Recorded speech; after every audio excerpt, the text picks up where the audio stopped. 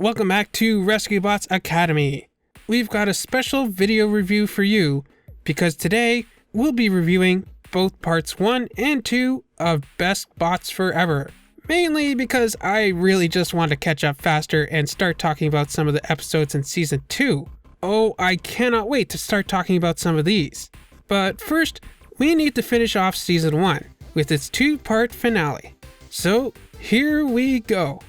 First off, I gotta say how cute it is that the recruits are graduating from their first year of Rescue Bots Academy. I especially like the little class picture they have from the beginning of the year. Although, rewatching the first couple episodes again, we never actually see them take this picture, but it definitely seems like something they do. Seriously, Hasbro, I know you're just going to copyright claim this video anyways. Can I at least get a clean version of this picture without all the glass effects on top of it? I'd love to make a replica of this and mount it on my wall at home.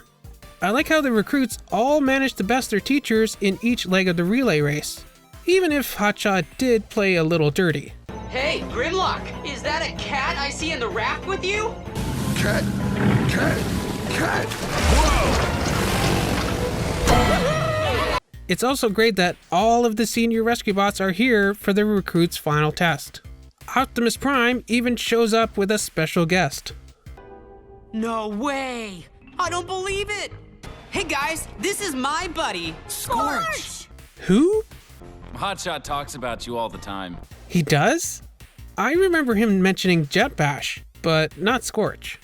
I'm telling you, this is exactly what happened to my friend Jet Bash back home. He was training to be a cube player for the Iacon Wreckers, but then he got cut because there weren't enough spots on the team. Turns out Scorch is an old friend of Hotshot and the leader of the cube team, the Cyber Blazers. As we'll see in the next episode, the other members of the team are Mach, Glow, and Rust, the latter of which we don't actually get to see because they were cut from the team to make room for Hotshot. I feel sorry for Rust, not only because they got kicked off the team, but also because their name is Rust, which sounds like a horrible name for a Transformer. When I first saw Scorch, I initially thought he was a Rescue Bots version of Flame, but I wasn't too far off. Both he, Hotshot, and the team name all have a fire theme. Less so with the other members, but they all do seem to share the same yellow and red color scheme. Scorch is actually the name of an existing Transformers character. He was a G1 Turbo Master. There was also an animated version of him, which was basically just a cameo or Easter egg in a comic. Anyways, I'm not sure if this Scorch here in Rescue Bots Academy is supposed to be a deliberate homage or not, but they do share some of the same color scheme. Mach is also a pre-existing character, but I don't think that this Mach is based on him, as Mach in Victory was a space shuttle, whereas this Mach has wheels for feet, and he's a totally different color scheme, so probably not. And finally, there's Glow, the female member of the team, who is not a pre-existing character. But I can't help but think about the Netflix show Glow when saying her name. Who knows, maybe if she ever wanted to give up Cube, she could try wrestling instead. Although, there was a female Decepticon in RID called Glow Strike, and Glow does bear some similarities to her. Who knows? Maybe Glow is Glow Strike's daughter. Personally, I think the designs of these cube players could have used a little more polish from a production standpoint. First of all, if Hotshot, Scorch, and Cyber Blazers is any indication, shouldn't all their names be fire-based? Couldn't they have called them something like Sizzle, Blaze, and Burnout instead? Also, I don't like their designs. I don't think they really match the other characters, mainly because they obviously aren't made to transform. Glow has wheels on her back, so maybe she transforms into a bike. Mach has wheels or possibly rolled up treads for his feet, so he's probably some kind of land-based vehicle. And Scorch seems to have some Seeker-style vent thingies behind his shoulders, and I guess the fins on his arms might turn into wings. So is he some kind of jet? Then again, he does have a very truck-looking windshield on his chest. I think that's my problem with them. Yes, they're basically one-off characters created just for this episode, but even with some alt mode kibble on them, they still don't look like they could actually transform. I think it would have been nicer if they looked through the catalog of Transformers characters picked out all the ones with fire-related names, and then picked out the ones with red and yellow color schemes, and then based these cube players on them. Like, Pyro would almost be perfect, except for the fact that he looks like he should be a rescue bot. Or, like I mentioned previously, Flame would have been a great choice. Anyways, Scorch is a little bit of a... Your friend is a... what's the Earth term again? Ah, yes. He's a jerk. 100% he is a jerk. Although, I'm still curious as to what Medics would have called him. So Scorch wants Hotshot to quit the rescue bots for a shot at the Cube Championship. And unfortunately he does. This kind of reminds me of the first couple episodes where he previously quit the rescue bots after he couldn't beat Wedge at stacking boxes. I'm disappointed in Hotshot. After all this time with the other recruits, he just leaves them for a Cube game. And the recruits match my frustration. You're leaving? Like, really leaving? You're breaking up the team because you want to play Cube? After all the work we put in? Won't you at least stay till after graduation tomorrow? Did that really just happen? However, I do like how one of the things Cody packs in his duffel bag for him is Lucky Ducky. Nice reference. Yes. Yes. Obviously, the recruits are pretty bummed about this, but they do decide that they want to watch Hotshot in the Cube final. So they hotwire the space bridge in order to pick up the TV signal from Cybertron, which actually answers one of the things that I've wondered about this show. Can they watch TV from Cybertron at their base on Earth? And the answer is no. They can only watch Earth TV.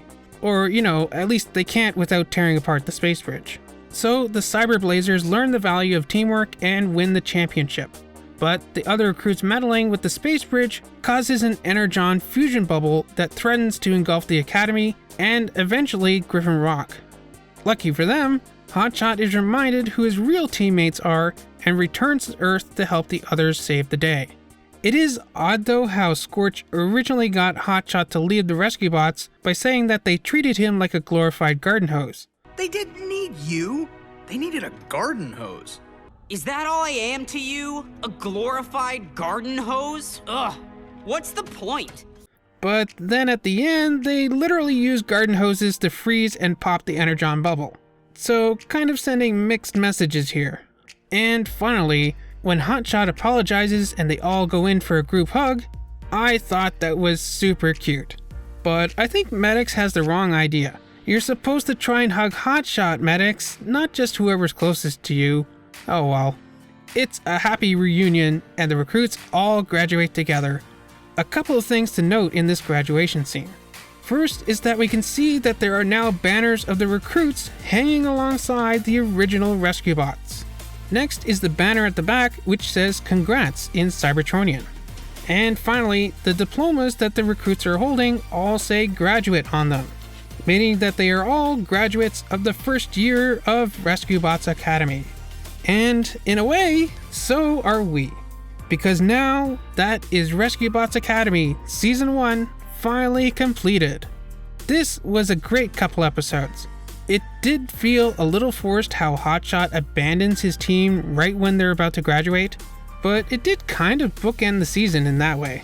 Let's just hope this doesn't become a repeating thing. Let me know what you thought of this Season 1 finale. And let me know what some of your favorite episodes of Season 1 were. I liked Rescue Promo because it showed the recruits playing with video production, which is obviously something very near and dear to me. Not to mention we got that awesome Jam reference. Jam! Who's Teaching Who was also fun for the role reversal of student and teacher. Primus, could you imagine if eventually the recruits fully graduate and become full-fledged rescue bots themselves, and then they are teaching the next batch of brand new recruits? Be Prepared was great for all the amazing Bumblebee references alone. There were so many great episodes in this season, I can't name them all. And from what I've seen of Season 2, it looks like that season is going to be even better. I can't wait to talk about some of these incredible episodes, but we'll have to save that for next time when we begin Season 2 with the episode Back to School. Until then, make sure to like, subscribe, ring the bell, and do all that other fun stuff. And I'll see you back here for the beginning of the next chapter of Rescue Bots Academy. Wait. I totally forgot the best part of this episode. When Hoist is rigging the space bridge so that they can watch Hotshot's cube game, he plugs in something that he calls a power diverter. But come on, that is clearly a flux capacitor. Are you kidding me? Oh man, how cool would it have been if instead of this season finale ending the way it did, that Energon fusion bubble was actually some kind of time bubble. And maybe it made the teachers younger and the recruits older, and in the next season, the students had to teach the teachers. Or maybe it sent the teachers to different points in time, and the recruits had to figure out a way to rescue them, kind of like Turtles in Time. Or the recruits got a vision of the future, and they have to try and prevent it. Or maybe it's a time portal, and a new recruit from another time gets sucked through, and the next season is them trying to figure out a way to send them home while still learning in school. I mean, the possibilities are nearly endless. Great Scott. I know, this is heavy. I really thought they were going to do something with this, but I guess it was just a bit of an Easter egg for Back to the Future fans, and there wasn't actually any time travel involved. I mean, they could have at least altered Hoist's line to mention needing 1.21 gigawatts in order to pick up the signal from Cybertron or something like that. Maybe a Great Scott from Medics for good measure. Oh well.